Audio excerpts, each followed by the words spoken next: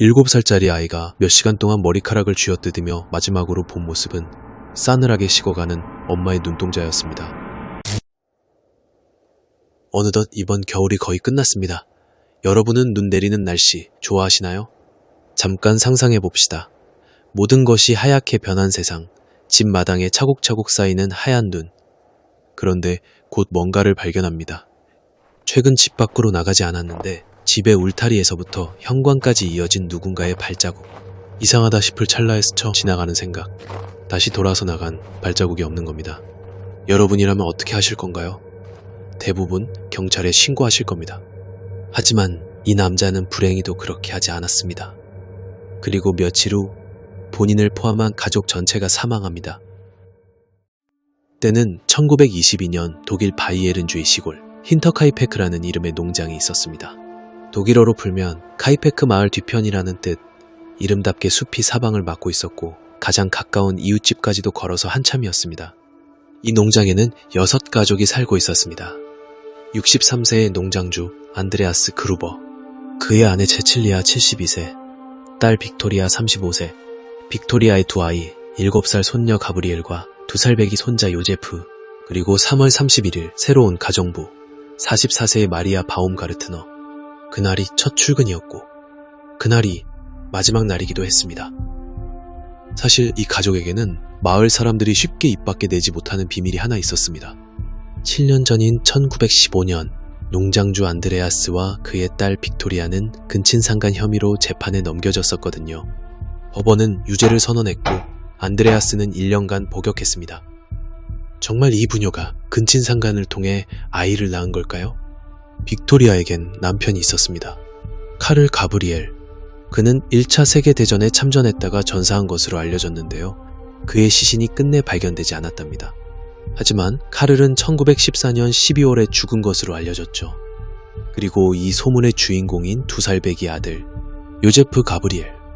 성은 카를에게 물려받았으나 1922년 사건 당시 2살이었으니 결코 카를과 빅토리아 사이의 자식이 아니었죠.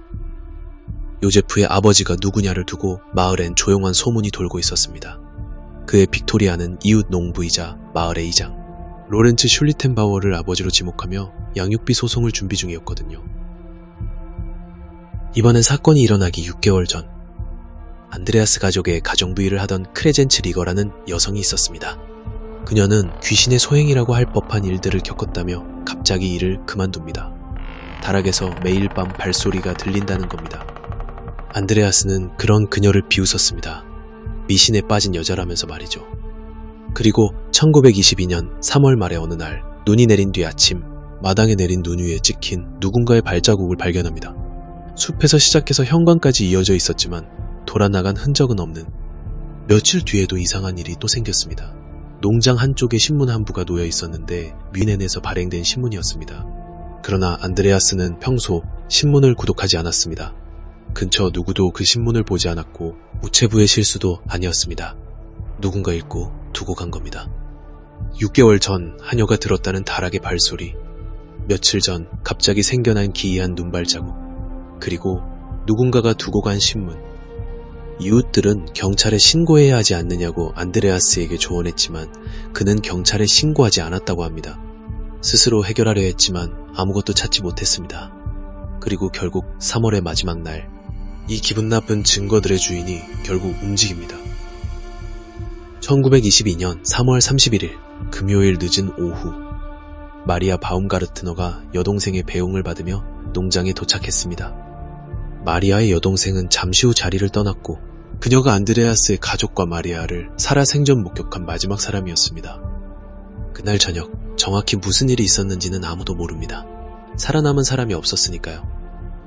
수사관들은 이렇게 추정했습니다. 저녁 6시에서 7시 사이에 누군가 안드레아스를 헛간으로 불러냈는지, 또는 그가 잠깐 헛간에 볼 일이 있었는지, 이유는 알 수 없지만 그는 헛간으로 들어갔습니다. 그렇게 농장주는 자신의 농장 헛간에서 살해당했습니다. 다음은 아내, 다음은 딸, 다음은 손녀, 한 명씩. 여기서 법의학 보고서에 기록된 내용이 있는데 7살의 체칠리아는 범인의 공격에서 즉사하지 않았다고 합니다. 이 아이는 이미 죽은 가족들 곁에서 몇 시간을 살아 있었습니다. 두려움 속에서 머리카락을 쥐어뜯으면서 발견됐을 때 아이의 손엔 머리카락 한 움큼이 쥐어져 있었습니다. 범인은 헛간을 나와 집 안으로 들어갔습니다. 가정부 마리아의 방으로, 마지막으로 요람 안에서 자고 있던 요제프까지. 그날 저녁 6명 모두 머리에 둔기를 맞아 사망했습니다. 범행은 끝났지만 범인은 농장을 떠나지 않았습니다. 이후 사흘간 이웃들은 힌터카이페크 농장의 굴뚝에서 연기가 피어오르는 것을 봤습니다.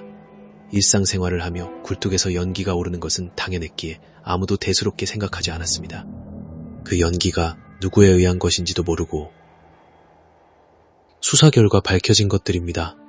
가축들은 먹이를 받았고 집안의 냉장고 음식은 없어졌습니다. 침대에는 누군가가 자고 일어난 흔적도 있었습니다. 가족들의 시신이 헛간 건초 더미 아래에 누워있는 동안 범인은 그들의 부엌에서 밥을 먹고 그들의 침대에서 잠을 잔 것입니다. 4월 4일 화요일, 이들의 이웃이자 마을 이장인 로렌츠 슐리텐바우어가 다른 이들과 동행해 농장으로 향했습니다. 우편함에 며칠치 편지가 쌓여 있었으며 일요일날 교회에 이들이 나타나지 않았거든요. 체칠리아는 월요일부터 학교에 오지 않았습니다. 농장으로 들어온 이들은 이미 싸늘한 시신 6구를 발견합니다. 수십 명의 마을 주민들이 소식을 듣고 몰려왔습니다. 미넨에서 수사관들이 도착했을 때 현장은 이미 심각하게 훼손된 상태였습니다. 당시의 법의학 수준으로도 어려운 수사였는데 그마저도 사실상 불가능해진 상황이 된 겁니다. 이후 수사관들이 주목한 용의자는 셋이었습니다. 첫 번째, 마을의 이장 로렌츠 슐리텐바우어. 빅토리아가 양육비 소송을 준비하던 상대, 빅토리아에 의해 2살 요제프의 아버지로 지목된 사람이자 시신을 가장 먼저 발견한 사람입니다. 빅토리아와의 관계, 소송 위협 등 동기가 분명했습니다. 나중엔 요제프를 확인하러 갔다고 했지만 사건 발견 당일 일행과 떨어져 혼자 집 안에 들어간 행동도. 그리고 한 가지 더. 이후 1925년 이미 철거된 힌터카이페크 부지에서 혼자 서 있던 그가 지나가던 마을 사람에게 발견됐습니다. 여기서 뭐 하시는 거예요? 그의 대답은 헛간 바닥이 얼어있어서 시신을 완전히 묻지 못했을 거라고 생각해서요 라는 혼란스럽고 오해를 살 말을 했다고 합니다. 슐리텐바우어는 1941년에 죽기 전 자신을 범인으로 지목한 사람들을 상대로 명예훼손 소송을 여러 차례 제기했고 승소했습니다. 두 번째, 1차 세계대전에서 전사했지만 시신이 발견되지 않았다는 빅토리아의 전남편 카를 가브리엘. 갑자기 전쟁터에서 희생된 사람이 왜 나오냐 생각하실 수 있지만 놀랍게도 사건 전후 이 지역에서 그와 닮은 낯선 남자를 봤다는 목격담이 여러 건 있었습니다. 정말 만에 하나 카를이 살아서 돌아왔다면 아내와 장인의 스캔들에 관한 소문과 심지어 자신이 아닌 다른 누군가의 아이까지 낳았다는 걸 알았다면 이 또한 수사당국이 진지하게 검토했지만 결국 결정적인 증거 없이 흐지부지 됩니다. 세 번째, 50년 뒤에 온 편지. 1971년 한 여성이 수사당국에 편지를 보냈습니다. 자신의 어린 시절 우연히 알게 된 어떤 두 형제가 있었는데 어느 날 이들의 어머니가 아들들이 힌터카이페크에서 뭔가 일을 저질렀다고 암시하는 말을 들었다는 내용. 형제 중 한 명이 농장 어딘가에 주머니 칼을 두고 왔다고도 했다는데 실제로 1923년에 농장이 철거될 때 주인을 알 수 없는 주머니 칼 한 자루가 발견됐습니다. 이전에 농장에서 일했던 하녀 크레젠치 리거도 이 칼을 봤다고 증언했죠. 그러나 이 단서도 결론에 닿지 못했습니다. 1923년 농장이 철거됩니다. 철거 도중 범행 도구로 추정되는 곡괭이가 발견됐습니다. 피해자들은 머리 없이 매장됐는데 수사를 위해 두개골을 미넨으로 보냈기 때문입니다. 그러나 훗날 보관되고 있던 이 두개골들은 2차 세계대전의 혼란 속에 폭격으로 사라졌다 합니다. DNA 검사도 두개골 분석도 이제는 불가능해진 겁니다. 이후 법원위원회의 수사 기록 점검 결과 처음 추측은 희생자들이 아마도 마국간에서 동물들이 내는 소음 때문에 헛간으로 이동했을 것이라는 의견. 그러나 나중에 실험한 결과 헛간에서 울리는 인간의 비명소리는 적어도 거실에서 들을 수 없다는 것으로 확인됐습니다. 일각에선 범인의 비정상적인 정신상태와 어린아이를 포함한 가족들 전체를 살해하는 이런 과도하게 잔혹한 범죄 유형과 더불어 자신의 범행과 시신의 배치를 숨기려 했던 시도를 보아 범인과 희생자들 사이에 어떤 감정적인 관계가 있었음을 암시한다고도 추측합니다. 또한 1970년대 하겔슈타트에 있는 성 비투스 교회의 성구 보관실이 철거되었을 때 교회 서적에서 안드레아스 그루버 일가족의 죽음 당시를 찍은 사진이 난데없이 발견됐다고 합니다.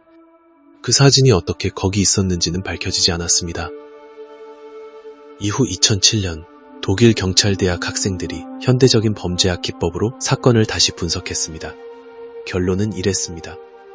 증거들이 너무 오래됐으며 당시 수사 방식이 현대 기준에 미치지 못했기 때문에 이 사건은 사실상 영원히 미의 결로 남을 것이다. 사건 발생 85년 뒤에도 진상이 밝혀질 가능성이 없었던 겁니다. 사건은 종결됐지만 마지막 신문이 1986년에 열렸고 콜라드 뮬러 경감은 오늘날까지 이 사건을 수사하다가 은퇴했습니다. 마지막까지 찝찝한 채 미제로 남은 힌터카이페크 농장 살인 사건. 범인은 사흘간 어떤 생각으로 농장에 머물렀을까요? 범인의 범행 동기는 대체 뭐였을까요? 마리아는 새로운 직장으로의 출근 첫날이 인생의 마지막 하루였고 2살 요제프는 세상에 어떤 곳인지 알 기회도 없었습니다. 7살 체칠리아는 고통과 절망의 머리를 쥐어뜯고 싸늘하게 식어가는 엄마를 바라보며 몇 시간을 더 살아있었습니다.